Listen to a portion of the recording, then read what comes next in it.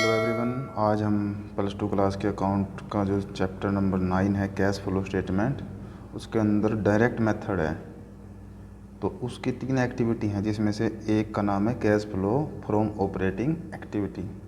आज हम इस एक्टिविटी के बारे में डिस्कस करेंगे और इस एक्टिविटी को तसल्ली बख्श करके इसके बारे में समझेंगे और फिर इसका एक न्यूमेरिकल भी करेंगे। तो चलिए करते हैं स्टार्ट। तो हमारी एक्टिविटी है वो है cash flow from operating activity with direct method. ठीक है ना, ये भी बात ध्यान रखनी, क्योंकि डायरेक्ट में ये अलग है और इनडायरेक्ट में ये अलग है। तो कैसे बनती है ये एक्टिविटी? इसके लिए हमें चाहिए एक तो कैश रिसिप्ट्स फ्रॉम कस्टमर, जो कि इस एक्टिविटी में प्लस होगा। फिर आप बोलेंगे जी कैश रिसिप्ट्स फ्रॉम कस्टमर कैसे निकलेगा या दिया होगा, तो ये निकालना पड़ता है। उसके लिए हम चलते हैं आगे, पर उससे पहले हम ये पूरा परफॉर्मा ऑपरेटिंग का बता रहे हैं, डायरेक्ट मेथड वाला। फिर cash paid to supplier and employ, ये माइनस हो जाएगा क्योंकि कैश आउटफ्लो हो रहा है यहाँ से। फिर इन दोनों का जो टोटल होगा उसको बोलेंगे cash generated from operating activity. ठीक है, प्लस का है तो सिंपल डॉट डॉट, माइनस में आंसर आएगा तो ब्रैकेट डाल देना। फिर जो आंसर आएगा उसके अंदर इनकम टैक्स को लेस करना है, इनकम टैक्स पेड, ये आपने इनकम टैक्स को कर दिया माइनस। ठीक है, फिर उसके बाद जो इसके अंदर ये लिखते हैं cash flow before extra ordinary item plus और माइनस। एक्स्ट्रा ऑर्डिनरी जो भी आइटम होंगे वो प्लस भी हो सकते हैं और माइनस के भी हो सकते हैं, उसको लिखेंगे। और फिर सब का जो टोटल होगा उसको बोलेंगे net cash from operating activity, अगर आपका आंसर प्लस में आता है। अगर आपका आंसर माइनस में आता है तो इसको बोलेंगे net cash used in operating activity. तो इन बातों का आप ध्यान रखेंगे, भाई प्लस में आंसर आ रहा है माइनस में, वो टोटल से पता लग जाएगा। तो यहाँ तक तो आपको पता चल गया। अब आपके माइंड में 3 क्वेश्चन चल रहे हैं। सबसे पहले है कैश रिसीव्ड फ्रॉम कस्टमर कैसे निकालें, कैश पेड टू सप्लायर कैसे निकालें, और उससे भी पहले ये पता होना चाहिए एक्स्ट्रा ऑर्डिनरी आइटम क्या है। तो पहले हम आपको बताएंगे एक्स्ट्रा ऑर्डिनरी आइटम। तो असामान्य मद हिंदी में बोलते हैं एक्स्ट्रा ऑर्डिनरी आइटमों को। तो इसका मतलब क्या है समझिएगा कि असामान्य मदें हैं जो से संबंधित रोकड़ प्रवाह, जैसे कि बैड डेब्ट्स से रिसिप्ट हुआ, कुछ पैसा बैड डेब्ट से पैसा आ गया, इंश्योरेंस कंपनी पे जो क्लेम किया था वो पैसा मिल गया, हमें लॉटरी लग गई हमारी, या मुकदमे में हम पैसा जीत गए। तो इस तरह का मतलब एक असामान्य मदें हैं ये, क्योंकि पता नहीं चलता, एकदम से आ सकता है और नहीं भी आ सकता, डाउटफुली केस हैं। तो इनको विनियोग और वित्त संबंधी क्रियाओं के अंतर्गत वर्गीकृत करके रोकड़ प्रवाह विवरण में पृथक पृथक दर्शाया जाता है। वो कहता है इनको डिफरेंट डिफरेंट उसमें दर्शाया जाएगा, दिखा जाएगा क्वेश्चन में। उदाहरण देख लीजिए, जैसे कि स्टॉक आग से जल गया, मतलब जल गया स्टॉक हमारा, या भूकंप आ गया, बाढ़ आ गई आदि से हानि के कारण बीमा कंपनी से प्राप्त राशि को हम कहाँ लिखेंगे? ऑपरेटिंग एक्टिविटी में। Cash flow from operating activity में इसको दर्शाया जाएगा, जैसे कि अब वहाँ लिखा हुआ है। ऑपरेटिंग तो चल रही है हमारी एक्टिविटी, तो इसमें इस तरह से दिखाना है आपको। एक्स्ट्रा ऑर्डिनरी आइटम अब आपको पता लग गए होंगे, जो अचानक हो जाते हैं, जैसे कि लॉटरी हो गया, कंपनी से दावे हो गए, और इस तरह की बातें इसमें आएंगी। ठीक है, तो ऑपरेटिंग एक्टिविटी में हमने इन एक्स्ट्रा ऑर्डिनरी आइटम का तो पता लगा लिया। अब बात आ जाती है कि ऑपरेटिंग एक्टिविटी बनाने के लिए डायरेक्ट मेथड के अंदर कैश रिसीव्ड फ्रॉम कस्टमर जो है, ये रहा, कैश रिसीव्ड फ्रॉम कस्टमर कैसे कैलकुलेट होगा, और कैश पेड टू सप्लायर, ये 2 टॉपिक और हमारे हैं। जब ये दोनों का पता लग जाएगा फिर तो सबको प्लस माइनस करके हमारा ऑपरेटिंग एक्टिविटी निकल जाएगा। तो चलिए स्टार्ट करते हैं। सबसे पहले कैश रिसीव्ड्स फ्रॉम कस्टमर, या फिर हम और सेल भी बोल सकते हैं इसको, may be calculate as follow. इस तरह से कैलकुलेट करेंगे, सुनिए। तो सबसे पहले हमें चाहिएगा कैश रिवेन्यू फ्रॉम ऑपरेशन, मतलब कि हमें सेल चाहिए जितनी भी साल के दौरान हुई है। उसके बाद क्रेडिट रिवेन्यू फ्रॉम ऑपरेशन, ठीक है ना, जो उधार सेल है।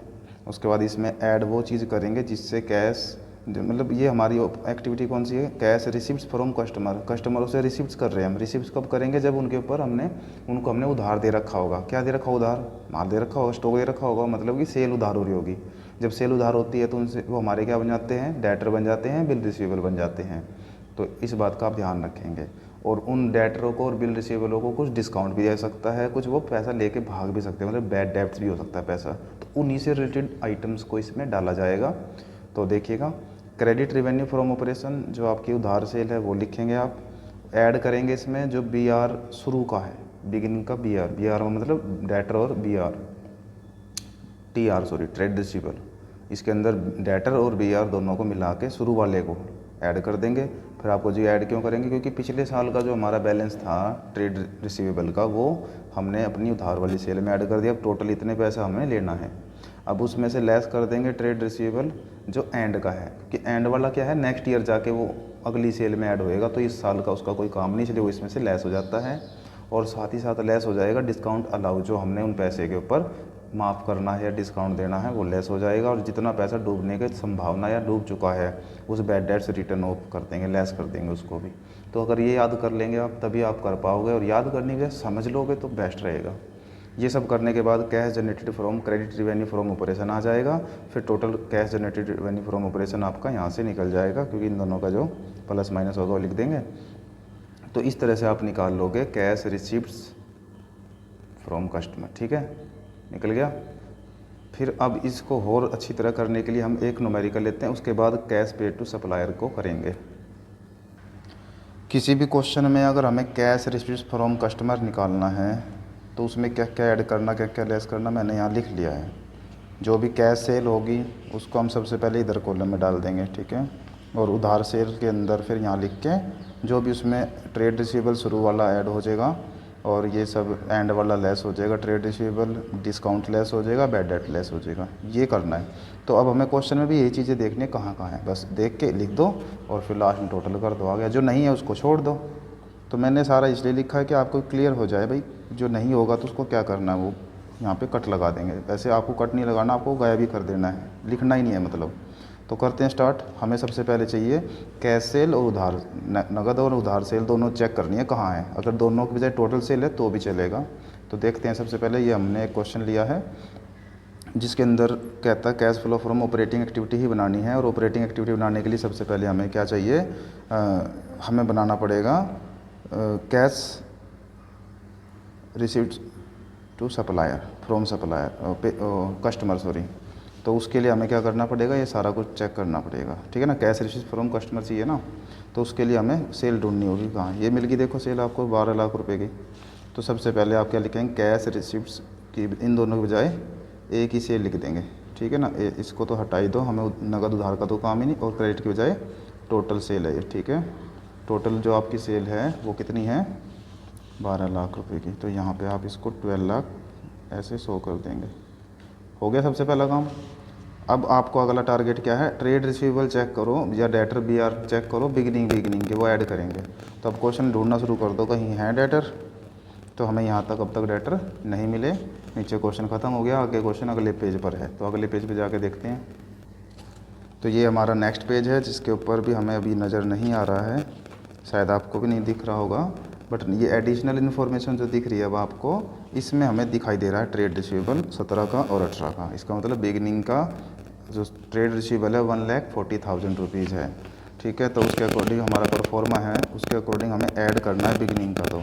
तो ऐड कितना है भाई, 1,40,000। तो यहाँ पे 1,40,000 आप ऐड करेंगे, और लेस कितना करना है, एंड वाला, एंड का ट्रेड रिसीवेबल है जो 1,64 है।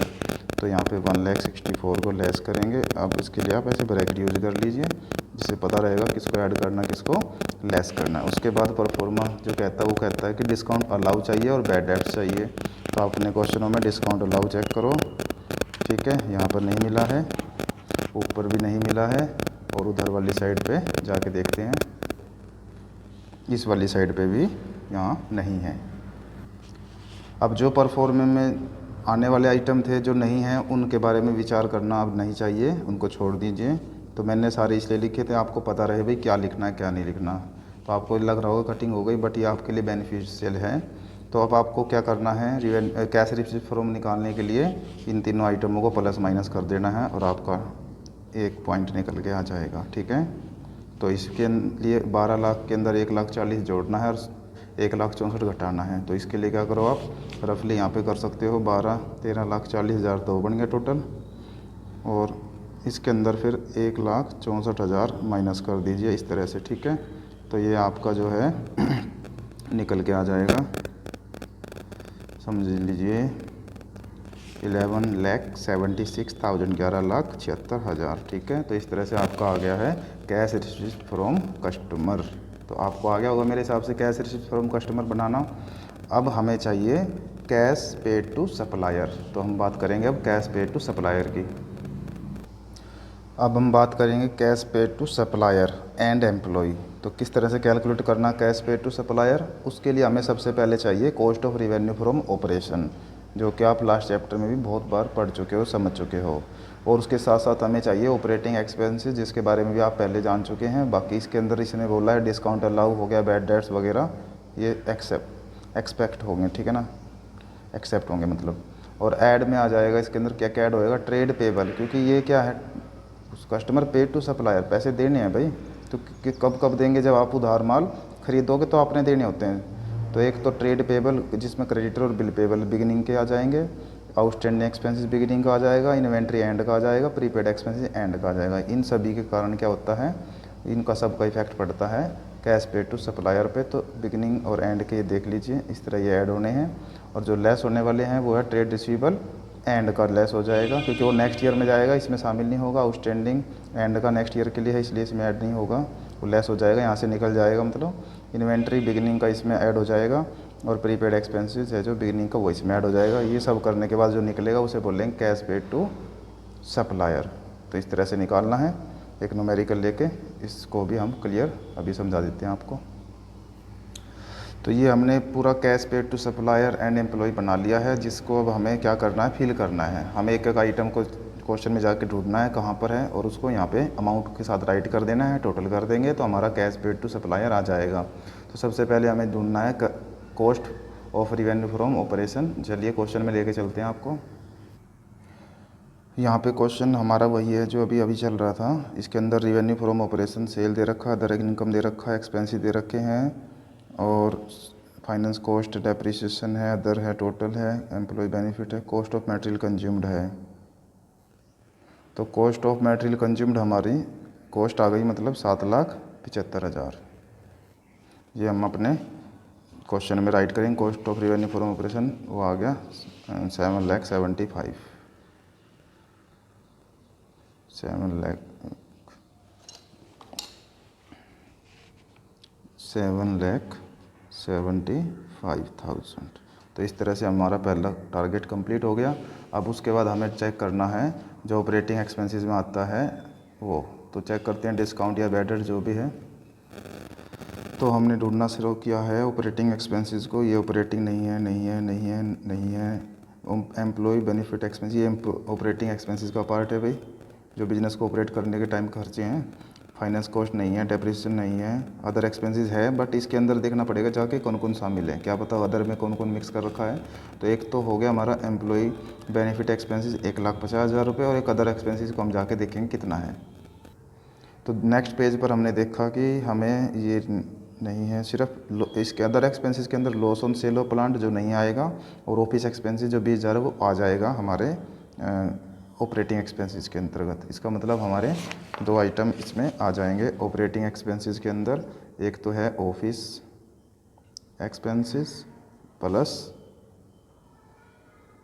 एम्प्लॉय बेनिफिट एक्सपेंसेस, ठीक है। एक तो है 1,50,000 का और एक है 20,000 का। तो इस तरह से ही हो गया 1,70,000 रुपये का हमारा ऑपरेटिंग एक्सपेंसेस हो गए हैं। अब उसके बाद हमें चाहिए ट्रेड रिसीवेबल। ट्रेड पेबल वो भी किसका, बिगिनिंग का। तो चलिए क्वेश्चन के अंदर, ये हमारा क्वेश्चन है, ये हमारे को नीचे सेट्स के बारे में इंफॉर्मेशन दे रखी है। यहाँ पे ट्रेड रिसीवेबल नहीं चाहिए, पेबल चाहिए। मेरा ट्रेड पेबल बिगिनिंग का है 60,000 रुपीज़। तो यहाँ पे अपने क्वेश्चन के अंदर हम 60,000 रुपीज़ बिगिनिंग का नोट कर देंगे। फिर आउटस्टैंडिंग हमें चाहिए बिगिनिंग का। तो ये रहा हमारा आउटस्टैंडिंग, ये रहा आउटस्टैंडिंग बिगिनिंग का 6,000 रुपीज़। तो यहाँ पे आउटस्टैंडिंग 6,000 रुपीज़ आप शो कर देंगे। फिर हमें चाहिए इन्वेंट्री एट द एंड का। तो इन्वेंट्री एट द एंड, ये रहा इन्वेंट्री एंड का है 1,15,000। तो इन्वेंट्री एट द एंड में लिखेंगे 1,15,000। उसके बाद हमें चाहिए प्रीपेड एक्सपेंसेस एंड का। तो प्रीपेड एक्सपेंसेस देखे हैं या नहीं है, तो हमें इस क्वेश्चन में प्रीपेड नज़र नहीं आ रहा है, तो इसका मतलब हमें प्रीपेड एक्सपेंसेस को नहीं लिखना है। तो आप इसको यहाँ से कट कर लीजिए। अकॉर्डिंग टू परफॉर्म में चल रहे थे हम तो, बट जो है लिखो, जो नहीं है छोड़ दो। तो आपको तो छोड़ना है ना कि काटना है। तो ये आपने सारा ऐड होने वाले आइटम ले लिए। अब उसके बाद जो लेस होने वाले आइटम है वो है ट्रेड पेबल। ट्रेड पेबल कौन सा, वो भी एंड का। तो ट्रेड पेबल ये रहा आपका ट्रेड पेबल 73 एंड का है।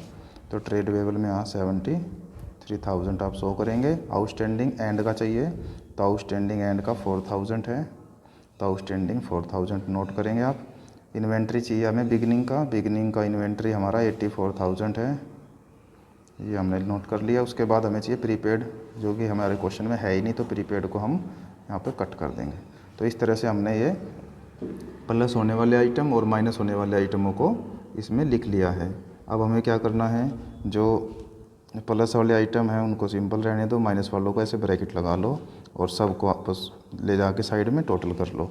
जैसे इन सबको आप टोटल करेंगे पहले, फिर उसके बाद ये इनमें माइनस करते चले जाएंगे और जो आपका निकलेगा वो मैंने रफ में कर लिया पहले से ही, वो आएगा 9,65,000। ये क्या निकला भैया आपका, कैश पेड टू सप्लायर आ गया। फिर बात आ जाती है, हमें तो ऑपरेटिंग एक्टिविटी बनानी थी डायरेक्ट मेथड से, तो अब हम बना रहे हैं ऑपरेटिंग एक्टिविटी डायरेक्ट मेथड से। Cash flow from operating activity बनाने के लिए हमें क्या क्या चाहिए, हमें परफॉर्मा हमने याद कर रखा है डायरेक्ट मेथड का। उसके लिए हमें सबसे पहले चाहिए यहाँ पे कैश रिसीप्ट्स फ्रॉम कस्टमर्स। तो आपको ये पता होना चाहिए भाई कैश रिसीप्ट फ्रॉम कस्टमर हमने कितना निकाला था, वो निकला है हमारा 11,76,000, ठीक है। और उसके बाद फिर सेकंड हमें परफॉर्मे के अकॉर्डिंग चाहिए cash paid to suppliers and employee, ठीक है। तो ये अभी अभी निकाला हमने थोड़ी देर पहले, याद होगा आपको, 9,65,000, ठीक है। ये निकल गया हमारा, ये रहा अमाउंट, देखते रहो आप। उसके बाद हमें क्या करना है, इन दोनों का जो टोटल आएगा उस टोटल को बोलते हैं cash generated from operating activity. तो वो आ गया हमारा इनका टोटल। अब ये भी ध्यान रखना है, cash paid to supplier less होता है और cash receive from customer add होता है, क्योंकि कैश इनफ्लो हो रहा है या कैश आउटफ्लो हो रहा है, इस बात को ध्यान रखेंगे। तो इसको लेस करो, 11 में से 9 2, तो यहाँ आ जाएगा 2,11,000, ठीक है। अब उसके बाद क्या करना होता है, इसके अंदर जो टैक्स होता है वो लेस करते हैं, ठीक है। तो इनकम टैक्स या टैक्स पेड जो भी होगा वो लेस करेंगे। अब आपको देखना जाके क्वेश्चन में है टैक्स या नहीं है, तो टैक्स देखते हैं जाके क्वेश्चन में। तो क्वेश्चन की सेकंड साइड में लिखा हुआ भाई profit before tax less tax paid और प्रॉफिट आफ्टर टैक्स। तो इसका मतलब ये रहा टैक्स पेड हमारा 36,000, ठीक है। तो हम टैक्स 36,000 यूज़ करेंगे। ये हमारा क्वेश्चन चल रहा है, टैक्स पेड 36,000 हमने यूज किया और ये इसमें से लेस कर देना, आपको लेस कर दीजिए रफ में जाके। तो ये आया 1,75,000। तो इसी के साथ आपका निकल गया, ये क्या निकल गया भाई, इसको बोलेंगे net cash from operating activities. और अगर माइनस में आता तो फ्रॉम की जगह कैश, फ्रॉम की जगह कैश यूज्ड इन लिखते हैं अगर माइनस में आंसर आता। तो इस तरह से आपका ये cash flow from operating activity with direct method अच्छी तरह से कंप्लीट हुई, जिसमें आपको कैश रिसीव्स फ्रॉम कस्टमर कैसे निकालते हैं अच्छी तरह से पता लगा, कैश पेड टू सप्लायर कैसे निकला वो अच्छी तरह से पता लगा, और एक दो न्यूमेरिकल हो रहे हैं उसकी आप प्रैक्टिस करें। Thank you.